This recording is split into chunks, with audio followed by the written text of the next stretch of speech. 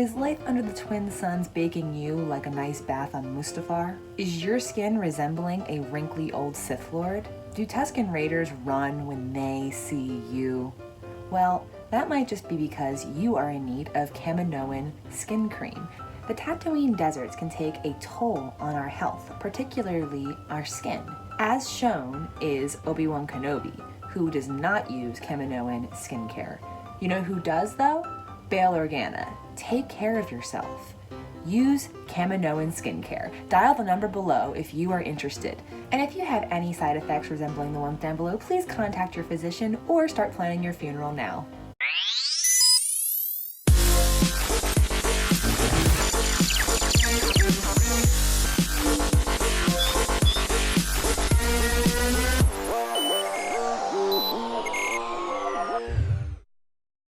Star Wars, Episode 4, but technically the first one, A New Hope. Now we all know this movie is great.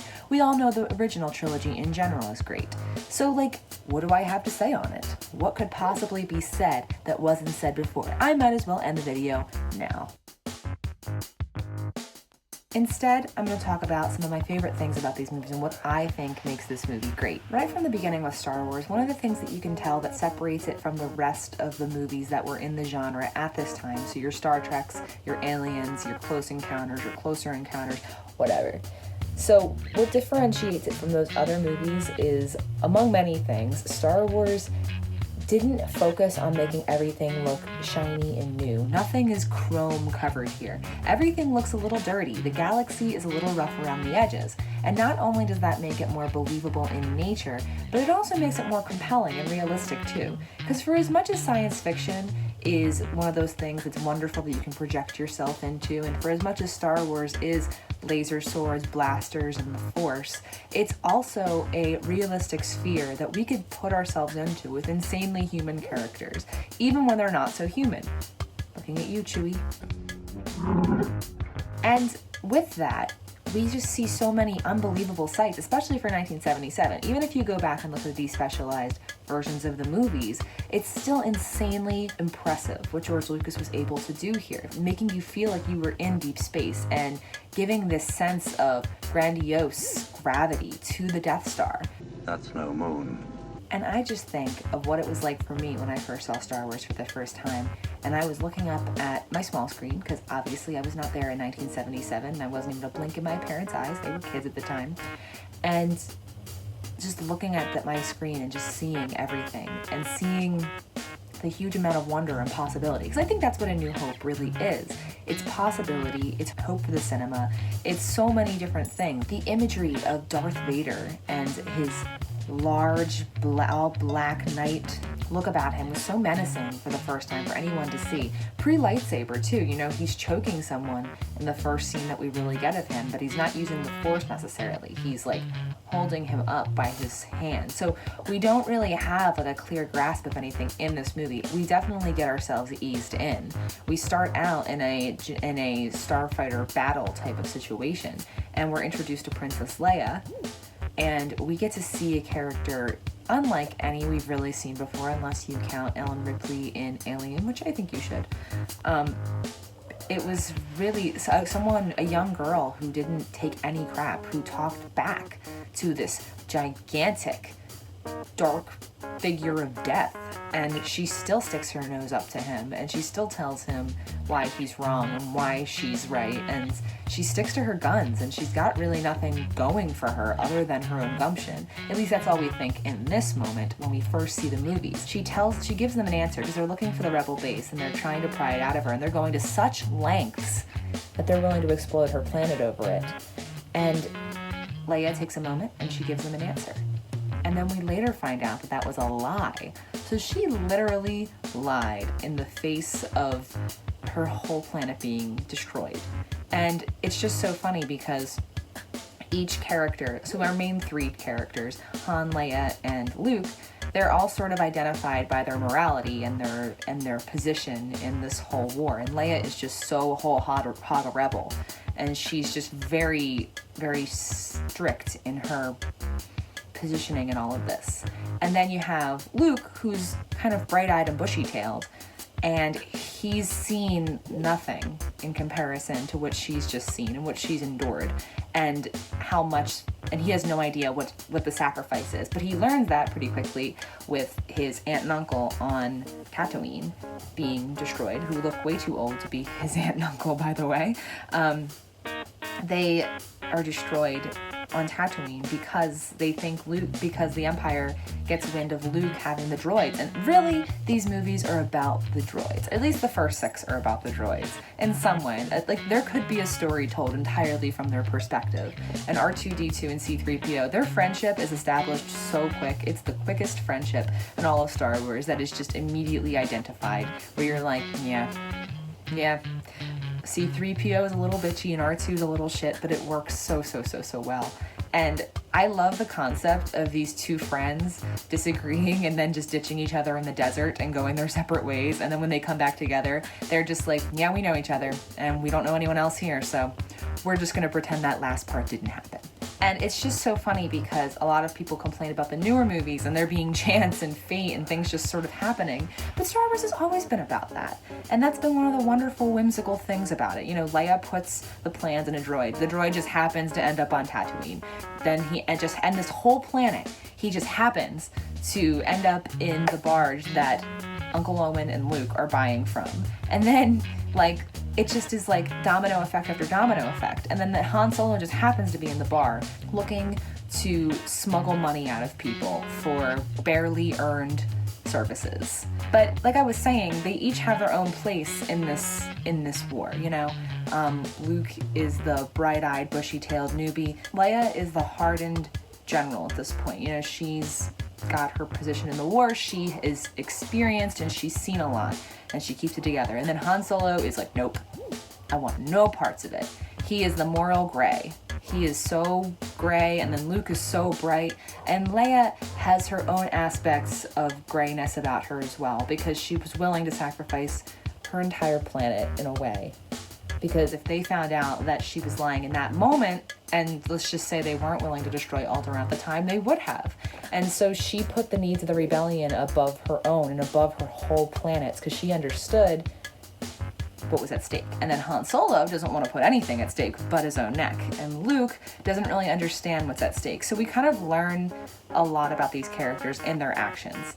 Chewie is definitely Han's moral compass, and he's the sweetest, and we love him so much instantly from the beginning. Like Han Solo, the reason it's so important that he shoots first in the cantina is that he's not meant to be a good guy yet. Yet being the important word of that sentence. And that's where the core of this movie is amazing. When the three of these guys are interacting, and Chewbacca, of course, and C-3PO and R2-D2, and then Ben Kenobi is toppled on top of all of that. And we just have a team that we have to root for in the midst of all this chaos. Like, you could say the stormtroopers aren't very formidable and they're just bumbling and there's no way they could see out of their eye holes. Did you know that? There's literally physically no way that these guys can see. And then Ben Kenobi has the Force on his side and he's using that, but he knows Darth Vader and he's clearly being coy about something. And Luke is just so desperate to be a Jedi that he just overlooks his aunt and uncle's death.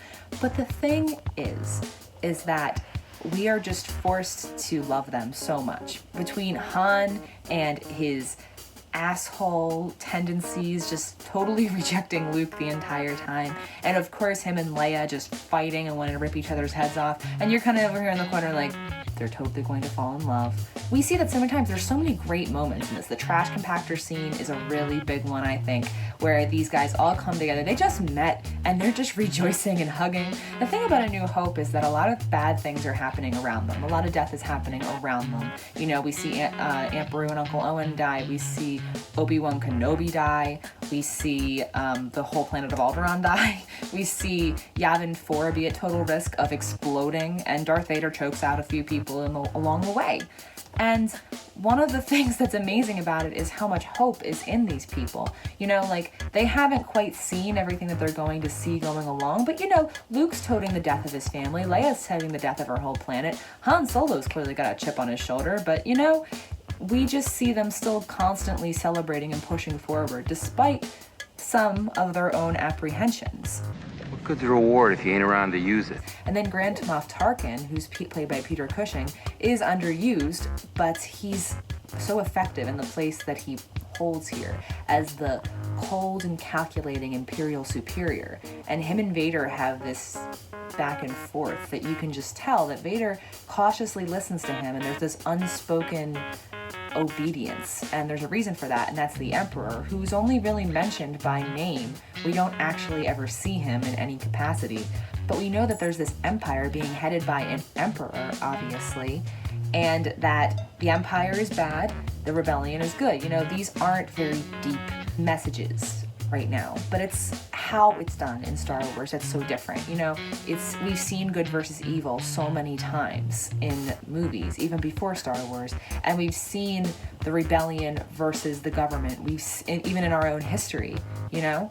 So getting to see it in this space setting, but not only that, but done really well with these incredibly excellent characters, but like Princess Leia, who's heading this entire rebellion in a way, especially when she shoulders that from believably her parents when Alderaan explodes. And by the way, that just introduces a threat that's just so imminent. You know, seeing that happen before your eyes, a lot of people say stuff like, oh, like explosions can't happen in space, you know, all that good stuff, or you wouldn't hear them or you wouldn't see them because of science. But there's got to be some level of imagination and magical realism when it comes to these movies. So I can't take any of this away from Star Wars in general, especially because we forgive it so many other times in movies. Why would we criticize it in Star Wars? So when we see that moment when the Death Star blows up Alderaan, it introduces a new threat. And it's funny because this is a threat so imminent that they decide to use it in every other movie that they make afterwards. Got the prequels. We'll give them that. There's no Death Star moment, but maybe it needed its Death Star moment, because having someone have all this power that they can destroy everyone is kind of similar to, in real life, nuclear warfare. And it's not a huge stretch to say that George Lucas didn't make these kind of connections. You know, he always said that when he was first making the movies, the Empire was supposed to be like a Nazi regiment, and then the rebellion was kind of supposed to be like the Allies fighting against the Nazis. George Lucas actually said originally he was going to make all the British people bad and then the American people good, which was like original symbolism. And obviously Darth Vader means Darth Father in German. And Darth Vader is Luke's father. Oh, right, so you just happened to guess the biggest cinematic reveal in history? Vader in German means father. His name is literally Darth Father.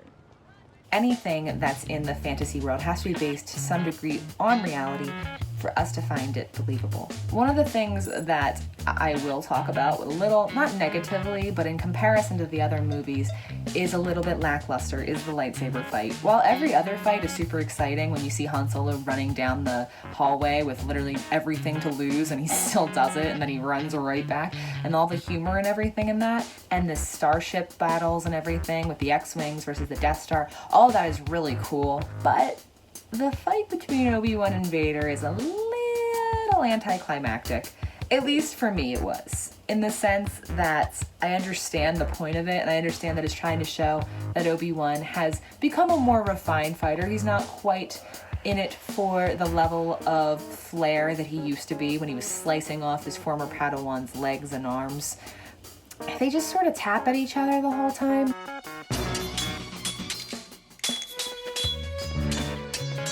If you saw it in 1977, it was probably the most impressive thing you've ever seen. However, if you'd seen it pretty much any time after that, in the sense that like generations have been talking about Star Wars and we've had other Star Wars movies that you've seen lightsaber fights in, or you've seen commercials of it, and Revenge of the Sith was being advertised and it was going to be released like in the year, so trailers were starting to drop for that. So I'd seen like glimpses at action and everything, and that's what I wanted when I was like 8 years old. So seeing it for the first time, I was like A New Hope, expecting that level of excitement, was a little bit of a letdown for me. But now I can kind of see it in a different light, and that's one of the wonderful things about Star Wars, is that a lot changes when you watch it. I remember being young and seeing Return of the Jedi and thinking the Ewoks were the greatest thing since sliced bread, and they are still very cute, okay? I don't have beef with them like a lot of people do, but that used to be my favorite. Return of the Jedi when I was young, because it had the happy ending, was my favorite. Empire Strikes Back is now my favorite, and some of these newer movies have finessed their way into the ranks for me as well. But A New Hope, the thing you cannot take away from it is that it's the first. and it inspires so much greatness. And whether it be the soundtrack that just puts you in there, whether it be the characters that make you fall in love with the franchise, and the limited dialogue that follows them, but the purposeful dialogue, and the way that everything was built and looked, and it was dirty and gritty, but it was this small little rebellion that is able to take down this huge Goliath-like massive space station, is inspiring, and it definitely sets the pretense for every other Star Wars movie to follow, every other good Star Wars movie to follow. There is a formula to these things in a degree. You know, you have to have those characters that you root for, and that you don't need to know that much about them, but you need to know enough and have enough to love them, to want to be Luke Skywalker, to want to go along that Jedi path without knowing anything about it, but believing in the hope of it, to be like Leia, to be able to be smart with the toughest, baddest figure in the Empire. Because let's be real, Emperor Palpatine is sitting in his wheelchair looking at stars somewhere. He doesn't exactly evoke scariness at this point. We don't know who he is. He's just this guy who's out there somewhere. He's like the president. He really is, though.